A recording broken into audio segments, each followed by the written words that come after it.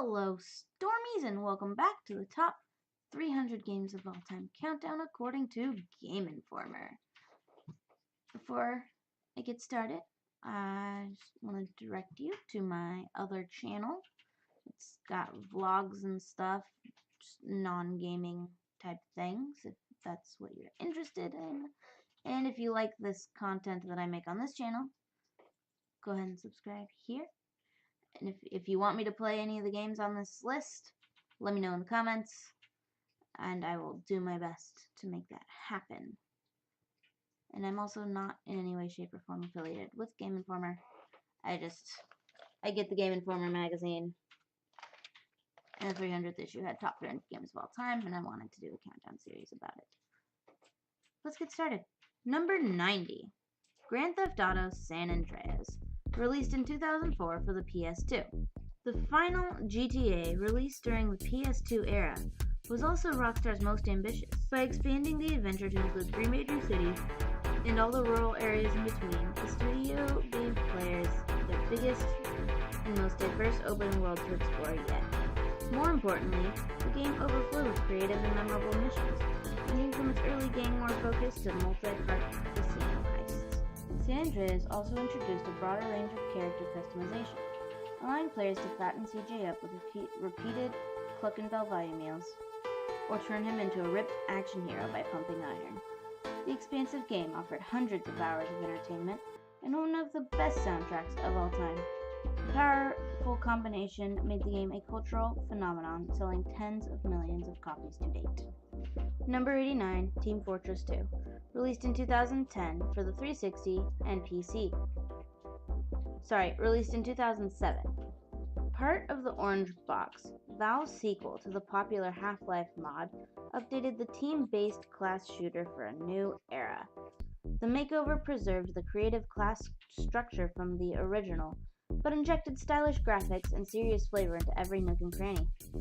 More importantly, Valve has continued to deliver free updates and content patches for more than a decade, giving the community a reason to stick around. Number 88, Kingdom Hearts 2, released for PS2 in 2006.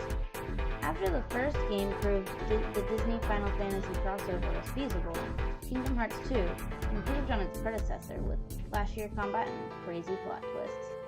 Sora's quest to find his friends was both touching and surprising, while new mechanics like the drive gauge transformations added much-needed variety to battles.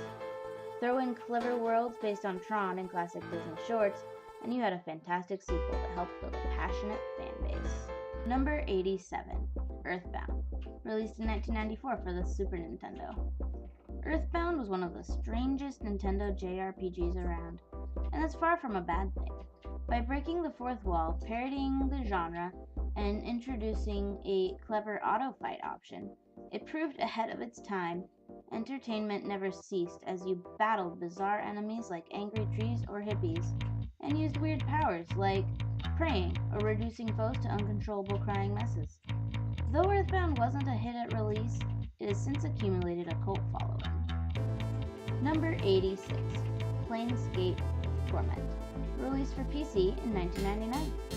A critical darling in its day, Planescape has only gained appreciation as the years have worn on.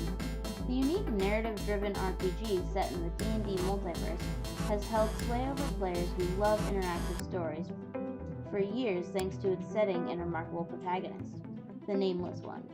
A recent HD release helped make Planescape's age show a little less, presenting the perfect opportunity to dive in if you want to see what all the earned fuss is about. Number 85, Rock Band 2. Released for PS3 and 360 in 2008. The peripheral music game craze hit its peak with Rock Band 2, as house parties across the world inevitably broke out to plastic instruments, singing and playing along to favorite tunes. Guitar, bass, drums, and vocals offered numerous skills to master, and a growing library of songs kept excitement high from one week to the next. More genre entries would come, but it was in this moment that Harmonix most fully realized its mission to bring the joy of music making to everyone. Number 84, The Elder Scrolls III: Morrowind. Released on Xbox and PC in 2002. Later entries may have smoothed out its rough edges, but many argue that Morrowind was the Elder Scrolls at its most pure. Varvendell was a wondrous place to explore, with mushrooms and giant bugs that stretched far into the skies, and a host of threats much closer to the ground. It invited exploration, rewarding those who were clever or strong enough to venture deep into the wilds, while punishing players whose ambitions outclassed their abilities. Before the days of aggressive level scaling, Morrowind delivered a sensation that you were on the verge of being someplace you didn't belong. A sensation reinforced by its storyline. Yes, you were an outlander, but after spending several dozen hours wandering its ashlands, caves, and forests, it understandably started to feel a lot like home. Number 83, Shadow of the Colossus, released on PS2 in 2005.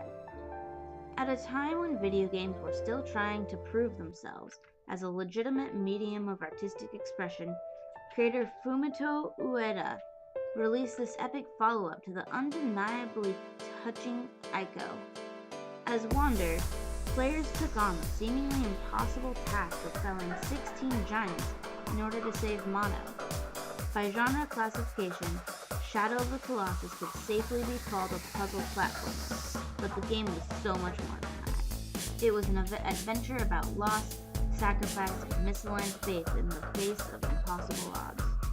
To see Wander's story to its conclusion is to experience an unforgettable journey that any other entertainment medium would struggle to emulate. It was recently remade in its entirety for the PlayStation 4, and it is as enthralling today as it was in 2005. Number 82, Animal Crossing. Released for the GameCube in 2001, Nintendo's lifestyle sim was difficult to categorize. There weren't many outlined goals aside from repaying a debt on your home in a new town. Once Tom Nook was sated, you were free to explore the animal-filled world at your own pace. Did you while away the hours fishing or collecting fossils? Maybe you became a KK Slider fan. Perhaps you built up your library of playable NES classics. It offered a relaxing, objective-free time later entries couldn't quite match. Last but not least, number 81, Fallout.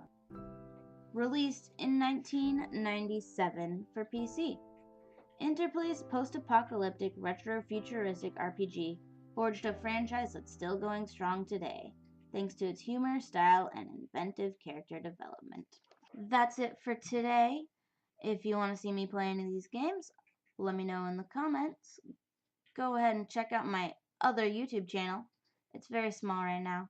Only has like 3 or 4 videos on it. It's got vlogs and many other non-gaming related things. As I said at the beginning of the video, as usual, the music playing in the background is created by myself or my husband using Magic's Music Maker. If you want to make videos and use the software I do, I use Streamlabs OBS. A link to that is also in the description. And as always, I will post links to where you can purchase these games online, usually via Amazon or Humble Bundle. I think Fallout's going to be a bit difficult to find, but I'll do my best. And I hope I will see you next time. Bye!